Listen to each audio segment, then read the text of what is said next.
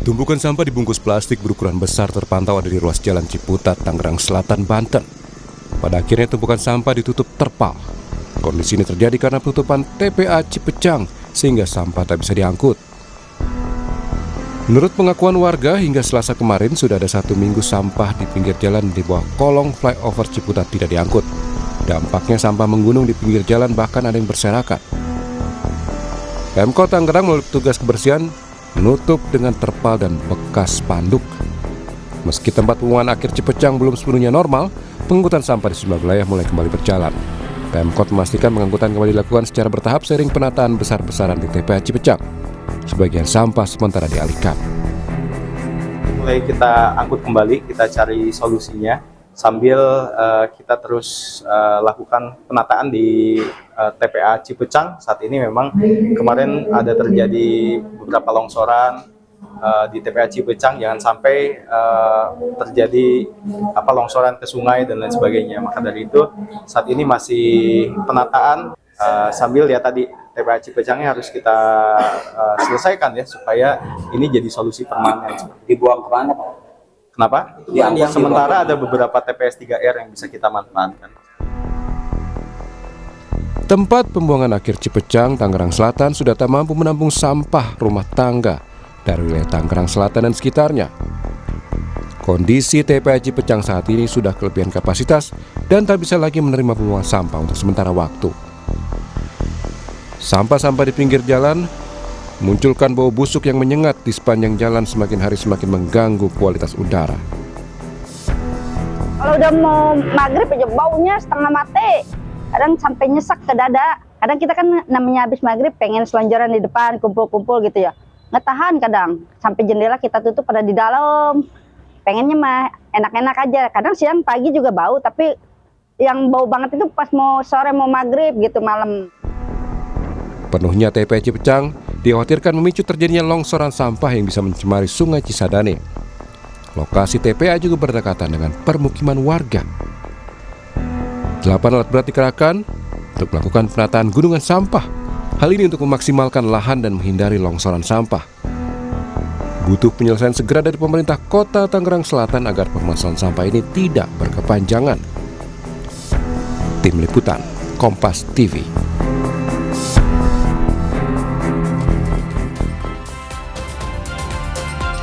Sampah menjadi masalah yang kini dihadapi Tangerang Selatan. Kalau tidak segera dibenahi, akan ada efek lain di masyarakat, seperti munculnya penyakit. Bagaimana seharusnya pengelolaan sampah dilakukan di perkotaan? Kita ulas bersama pengamat tata kota Universitas Trisakti, Yayat Supriyatna. Selamat pagi, Mas Yayat. Selamat pagi, Mas Mario. Ya. Terima kasih, Mas Yayat sudah bergabung di Dialog Sampah Indonesia pagi pada hari ini. Mas Yayat, bagaimana Anda melihat permasalahan sampah di wilayah Kota Tangerang Selatan ini sudah sejak, tidak hanya hari ini, tidak hanya dalam beberapa saat ini, tapi sudah sejak 2020 ternyata permasalahan ini terus bergulir di wilayah Tangerang Selatan. Apa yang Anda lihat? Pertama yang harus akui, kapasitas TPA Cipecang itu sudah darurat, sangat darurat. Udah nggak memungkinkan lagi dengan kondisi perkembangan Tangerang Selatan, penduduknya bertambah, ekonominya muncul semakin cepat. Jadi volume sampahnya makin lama makin meningkat, sementara TPA-nya cuma 1. Dulu pernah memang ada rencana untuk membuat 2 TPA, ada 1 lokasi alternatif, tetapi sudah terkunci di tata ruang sebagai zona kawasan permukiman. Jadi harapan satu-satunya ya tinggal TPA Cipecang. Cuman pertanyaannya berapa besar kapasitasnya untuk menampung hampir 370 sampai 400 ton per hari sampah. Dan kalau tadi dilihat di Ciputat itu menumpuk di mana-mana, wajar. Ciputat itu adalah kecamatan terbesar yang memberikan kontribusi terkait jumlah volume sampah. Selain ada pasar, pemukiman, dan Ciputat juga merupakan salah satu kegiatan terbesar di wilayah Tangerang Selatan. Nah, pertanyaannya, mengapa darurat dari 2020? Artinya sebetulnya sudah hampir 5 tahun atau 6 tahunan ini menjadi masalah. 1, kapasitas sudah tidak cukup untuk menampung dinamika perkembangan kota. Yang kedua, sebetulnya adakah upaya alternatif? Ada. Tapi pertanyaannya di mana lokasi alternatif yang bisa dikembangkan? Dulu ada ide untuk membuang ke wilayah Nambo, tapi sekali lagi Nambo tidak sepenuhnya siap. Nambo itu ada di Kabupaten Bogor. Karena makin jauh itu, makin besar biaya Biaya, ya. transportnya. Itu makin berat. Ke Lebak juga demikian, ke Pandeglang juga demikian. Karena daerah-daerah juga akan bertanya, kami dapat apa kalau misalnya di tempat itu jadikan tempat sampah? Ini kan polanya seperti kasus antara Jakarta dan Bekasi, ketika Jakarta punya tempat TPA di Bekasi. Bekasi dapat apa dari sana? Nah, demikian juga dengan ini. Artinya Tangerang Selatan hanya menunggu waktu untuk kembali darurat dan darurat karena lahan yang tersisa di Cipecang pun cuma ada sisa 8.000 meter yang sekarang dipakai untuk hanggar dan penyimpanan peralatan. Berarti Mas Yayat, Pertanyaannya, Anda mau bilang bahwa tidak mungkin membuat tempat pembuangan akhir di Tangerang Selatan lagi karena sudah ketersediaan lahan itu ya? iya, kecuali tadi kalau misalnya baru janji-janji dan niat untuk pengembangan PSEL ya, pengolahan sampah untuk jadikan energi listrik. Tapi kan pertanyaan berapa besar investasinya, di mana tempatnya, dan bagaimana mekanisme pengelolaannya. Itu juga solusi teknologi oke, tapi kan ini menunggu jeda waktu karena bagaimanapun dia memerlukan tempat. Nah, ini juga menjadi suatu pertimbangan bagi kita jika nanti ada pengembangan lebih lanjut. Sekali lagi saya mengatakan, jangan main-main dengan persoalan sampah, karena sampah tidak akan pernah berhenti setiap hari. Jadi selama langkahnya setengah-setengah, kemudian ada permainan, pengelolaan dan sebagainya, nggak bisa. Tangerang Selatan harus diselamatkan dari persoalan sampah, karena sampah tidak akan pernah berhenti setiap hari. Ya, kalau prediksi Anda ini kan di Tangerang Selatan banyak ditutupi terpal yang untuk menutup sampah-sampah yang pada akhirnya tidak bisa dibuang ke Cipecang itu.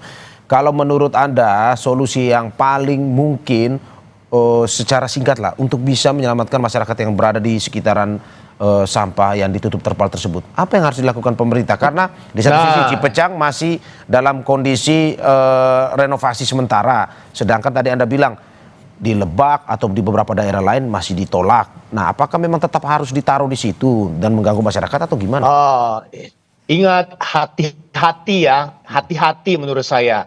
Ini lamaran BMKG ada potensi curah hujan tinggi dalam 3 hari. Yang dikhawatirkan, mengapa ditutup terpal? Ditutup terpal karena kalau datang hujan, ini lebih berbahaya lagi. Kenapa? Sampah akan berserakan kemana-mana. Lebih parah kondisinya. Jadi kalau ditutup terpal, ya dari satu sisi untuk estetika. Kedua untuk menghindari ya bau. Tapi kan bau itu tidak bisa ditutup terpal. Tadi warga juga sudah mengeluh bahwa ternyata sore itu anginnya luar biasa baunya ke tetangga. Belum lagi kalau ada potensi lalat atau potensi lain yang membuat kenyamanannya tidak terganggu. Tapi menjadi tantangan bagi kita, kapan yang ditutup terpal ini bisa diangkut untuk mengurai atau mengurangi? Nah, pertanyaan kan harus dijawab. Penataan di Cipecang itu sampai kapan? Dengan pendekatan sanitary landfill meratakan gunung itu kan otomatis kalau dia ditambah, diperlebar, itu kan harus dihitung berapa kapasitasnya dengan potensi menambahkan jumlah sampah. Ingat, sampah yang sudah 8 hari ini itu akan mempercepat volume jumlah dari penataan yang dilakukan di Cipecang. Ya, dan yang menjadi tantangan, sampah yang ditutup terpal itu butuh berapa hari untuk bisa dibersihkan. Artinya ada pekerjaan panjang di lokasi yang ada. Ini sebetulnya sekedar menutup, tapi ingat sampahnya tidak pernah dibuang. Yang perlu didorong adalah bagaimana darurat di Cipecang itu segera bisa dibuka dan secara berangsur-angsur sampah itu bisa diangkut. Ingat menurut saya, potensi hujan akan bisa terjadi sewaktu-waktu karena perkiraan BMKG pun bahwa akhir Desember ini atau musim penghujan akan meningkat. Nah, ini yang juga harus disikapi oleh masyarakat bahwa bagaimana ini menyikapi ini jika nanti suatu saat sampah yang ditutupi terpal itu tidak mampu dikendalikan kembali. Artinya apa? Untuk mempercepat itu, mau tidak mau pemerintah Tangsel harus menambah jumlah armada truk, kalau bisa mencari truk-truk alternatif untuk mengangkut sampah secepatnya bisa dihilangkan. Karena sekali lagi ya, penyiapan Cipecang misalnya dengan bronjong untuk menahan sampah yang jatuh ke sungai atau membuat mesin pengolahan sampah yang bisa mempercepat penguraian itu juga dibutuhkan. Bukan sekedar dengan sanitary landfill saja, tapi juga perlu skenario-skenario yang praktis, cepat, dan bisa mengatasi masalah sampah yang masih menumpuk di jalan-jalan. Oke, Pak Yayat, kalau misalkan Anda melihat seperti itu, menurut Anda memprediksi jika ini tidak disegera ditangani oleh pemerintah Kota Tangerang Selatan, ya nantinya akan meluber ke pemukiman warga dan justru memberikan masalah baru sebenarnya ya, apalagi di musim penghujan ini. Ya, ini jelas. Artinya begini, kita harus pakai skenario. Jadi kalau misalnya kondisi kedaruratan ini, pemerintah Tangerang Selatan itu harus menggunakan skenario. Satu, skenario yang sangat genting. Nah, artinya skenario sangat genting itu adalah skenario dengan potensi kebencanaan yang lebih besar jika penataan di Cipecang tidak selesai. Ya. Kedua, skenario penting misalnya kan. Jadi kalau tidak ada skenario-skenario ya orang menguntungkan ya tunggu aja lah Cipecang selesai. Nggak bisa ditunggu. Ya. Saya hanya ingin menghimbau setiap pemerintah kota itu tanggap. Seperti mohon maaf, seperti ada bencana di Sumatera, sampah pun bencana juga yang harus diselesaikan. Bukan sekedar menumpuk. Ingat, menumpuk sampah artinya juga sama dengan menumpuk masalah gitu. Oke, Pak, berarti kita mau bilang bahwa sebenarnya pengelolaan daur ulang di wilayah Cipecang ini gagal karena kita lihat ada misalkan contoh berhasil misalkan Bantar Gebang misalkan. Ada bisa kita bisa lihat seperti itu atau bagaimana sebenarnya? Yang pertama begini, kita mau membuat pemilahan, membuat 3R ya kan sebagai konsep-konsep pemilahan sejak awal. Tapi sekali lagi, pemilahan itu tidak didukung dengan sistem pengangkutan yang terpilah. Artinya begitu dipilah, yang ngangkutnya tetap satu. Sampai tempat sampah juga tempat satu. Tapi bagaimana pemilihan juga membuat dua pola pengangkutan yang berbeda. Misalnya dalam seminggu, ya kan, hari ganjil, hari genap. Hari ganjil adalah sampah-sampah yang anorganik, yang sampah yang organiknya di bawah hari Selasa. Tapi kalau polanya sama saja karena masyarakat juga tidak pernah teredukasi tentang itu, pasti akan menjadi masalah. Nah, yang kedua, ekonomi sirkulernya itu juga harus dikembangkan. Tapi kan pertanyaannya, bank sampah, sirkuler, E3 tidak pernah dijelaskan oleh kita berapa besar kontribusinya untuk mengurai dan mengurangi volume sampah yang ada di jalan, yang ada di tempat akhir. Kalau misalnya pemerintah kota meyakinkan bahwa dengan ekonomi sirkuler itu bahwa sampah daur ulang masih punya nilai tambah ekonomi, diajarkanlah ke masyarakat. Tapi sekali lagi masyarakat juga bertanya, bagaimana kelembagaannya, bagaimana pembinaannya, seperti bank sampah, bagaimana pembayaran dan sebagainya untuk mereka yang sudah mengumpulkan. Ini mekanisme yang harus dikembangkan, karena terus terang aja, kadang-kadang di mata pemerintah hal-hal seperti itu dianggap tidak praktis, ya kan? Itu urusannya masyarakat, bukan urusan pemerintah. Urusan pemerintah hanya sekedar angkut, buang, tata, selesai. Oke, Pak, kalau ini langsung masuk ke telinga para pejabat nih, DPRD Tangsel, Kota Tangsel itu berniat melakukan pansus. Menurut Anda sudah tepat seperti itu? Terkait dengan sudah sampah ini? Tepat. Ya. Karena masalahnya ini kayak CLBK, cucian lama belum kering, berulang dan berulang.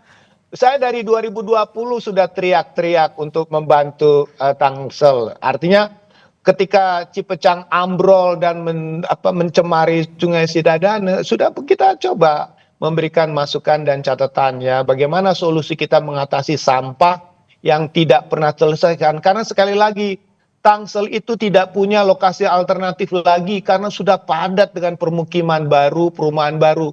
Dan semua perumahan tidak mau atau tidak mau dekat-dekat dengan tempat sampah. Karena jualnya susah. Ya. Kan agak susah untuk mempromosikan ada perumahan dekat Cipecang. Ya. Seperti menjual perumahan di Bantar Gebang itu Kak. Alergi banget masyarakat. Jadi dengan tanah yang terbatas, otomatis kalau tidak teknologi atau mencari alternatif dan bekerja sama dengan daerah di sekitarnya yang mau bersedia untuk di situ. Ya, dengan kondisi seperti ini kan kita bilang Pak Yayat bahwa warga menjadi yang utamalah terdampak ini. Apa yang sebenarnya bisa dilakukan? Apakah mungkin bisa diprotes jalurnya kemana atau bisakah ini dibawa ke ranah hukum sebenarnya? Nah, kalau dibawa ke ranah hukum, maka pansusnya juga harus meneliti dari mana sebetulnya untuk melakukan pengkajian, penilaian atau evaluasi. Yang dievaluasi adalah Apakah dalam 5 tahun misalnya di dalam RPJM rencana pembangunan jangka menengah ya. atau visi misi wali kota itu sampah masuk prioritas atau tidak? Kalau sampah nggak pernah masuk prioritas, Cipecang nggak masuk prioritas, ya itu dianggap kegagalan dan itu kan sama-sama direncanakan oleh DPRD. Ketika DPRD menyetujui rencana pembangunan jangka menengah 5 tahun, cek itu RKPD-nya, rencana kerja pemerintah daerah. Apakah setiap tahun ada target untuk misalnya menambah areal dari Cipecang, target menambah volume mencari lokasi-lokasi alternatif atau menetapkan anggaran. Ini kan bicara tentang teknologi ketika kita kepepet. Coba misalnya pengembangan pengolahan sampah dengan energi listrik. Itu baru muncul ketika ada masalah sampahnya. Cek lagi ke dalam RKP-nya, rencana kerja pemerintahnya, ada nggak sebelum-sebelumnya? Apalagi sekarang di bawah tekanan berkurangnya transfer keuangan ke daerah. Nah, di tengah keterbatasan anggaran itu, solusi cerdasnya bagaimana? Nah, maka otomatis menurut saya yang perlu kita pertanyakan adalah bagaimana peran para pengembang-pengembang besar juga. Ya. Di Tangsel itu kan banyak pengembang-pengembang besar. Kemana mereka sebetulnya mau buang sampahnya? Apakah juga numpuk di Cipecang? Kalau misalnya polanya bahwa yang membangun besar harus berkontribusi dengan Tangerang Selatan, lakukanlah. Jadi ibaratnya sampah ini bukan urusan pemerintah saja, tapi urusan warga, urusan investor, urusan pengembang yang sama-sama mau tinggal dan hidup di Tangerang Selatan. Kalau Tangerang Selatan itu mau nyaman, mau aman dengan sampah, yuk sama-sama kita berkontribusi bagaimana mengurai dan menempatkan sampah sesuai dengan tempat dan pengolahan bersama. Nah sekarang promosi perumahan terus-terusan dengan rumah-rumah yang skala besar, elit. Pertanyaannya rumah besar, tapi urusan sampah menjadi beban masyarakat. Misalnya contoh, saya nggak tahu apakah ini hanya terjadi di permukiman penduduk yang di pinggir jalan. Bagaimana dengan perumahan-perumahan pengembang besar yang juga membangun di daerah Tangerang Selatan? Apakah mereka juga membuangnya di Cipecang? Kan kita tidak tahu. Transparansi itulah yang harusnya diaudit oleh panitia khususnya kan. Ya. Mengapa? Nah, itu penting bagi kita. Apakah ada ketidakadilan dalam hal ini? Kita melihat di jalan raya itu bertumpuk, tapi di tempat lain kok aman-aman saja. Maka keterbukaan itu menjadi penting. Kalau sampah adalah urusan bersama pemerintah dan masyarakat, ayo sama-sama berpikirkan. Bukan sekedar mengeluh, kemudian mengkritisinya. Tapi siapapun yang ikut dan tinggal di Tangerang Selatan, baik masyarakat, pemerintah, pengembang, ayo sama-sama memikirkan agar kota Tangerang Selatan terus tidak terbebani oleh masalah sampah yang tidak pernah terselesaikan. Karena ingat sekali lagi Semarang, Cipecang itu sudah darurat.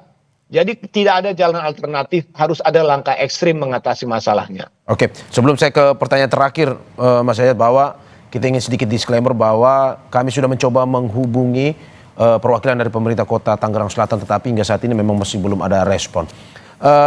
Pak Yayat, ini bukan hanya warga, bukan hanya pemerintah, tapi pun juga investor-investor besar yang turut menyumbang sampah di wilayah Tangerang Selatan ini juga harus berjibaku bersama-sama mulai peduli terhadap sampah. Tapi kalau untuk pemerintah sendiri dengan kondisi seperti ini, karena misalkan ada renovasi dan segala macam, apakah perlu misalkan hubungan antara pemerintah kota Tangerang Selatan, pemerintah di wilayah Banten lainnya, yang juga saling koordinasi nih, misalkan ada seperti ini, saling bekerja sama untuk misalkan, saya titip dong di sini, saya buang dong di sini, sehingga kejadian seperti ini juga tidak terulang.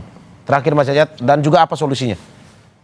Pertama begini, apakah pemerintah Tangerang Selatan mau membeli tanah? Tidak, misalnya seperti DKI itu kan beli tanah di Bekasi, Bantar Gebang itu tanahnya asetnya aset DKI. Nah polanya adalah jika nanti dibangun di luar, misalnya di Lebak, di Pandeglang atau di tempat lain, artinya apa?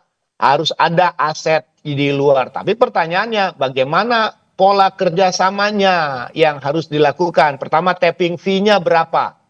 Jadi harus berani ngeluarin uang untuk dibayar kompensasinya ke wilayah sebelah. Kedua, sistem pengangkutannya bagaimana? Baru yang terakhir tadi, pengolahan di tempat terakhir, apakah dengan konsep sanitary landfill, menggunung lagi? Nah, orang daerah nggak mau ada beban. Nah, karena masalah ini juga pernah terjadi di antara kota Jakarta dengan Kabupaten Bogor di Bojong Kelapa. dia membuat sistem pengolahan sampah terpadu, walaupun pakai teknologi, masyarakat mengatakan kami tidak mau ada sampah di tempat kami. Sempat ada demo dulu waktu zaman Pak Sutioso. Otomatis memindahkan sampahnya keluar, garansinya adalah satu, sampahnya terolah atau tidak, aman atau tidak buat lingkungan. Bukan sekedar membuang sampahnya, kemudian tidak ada pengolahan.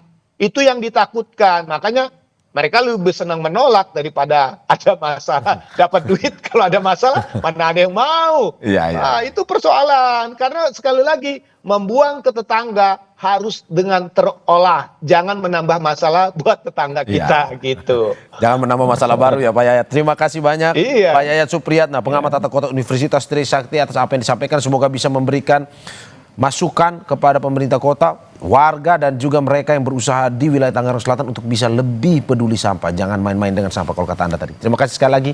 Sehat selalu sama-sama. Pak Yayat. Sama-sama, terima kasih. Saudara, jangan kemana-mana, Sapa Indonesia Pagi akan segera kembali dengan informasi lainnya. Salah satunya tim gabungan polisi dan Kementerian Kehutanan menemukan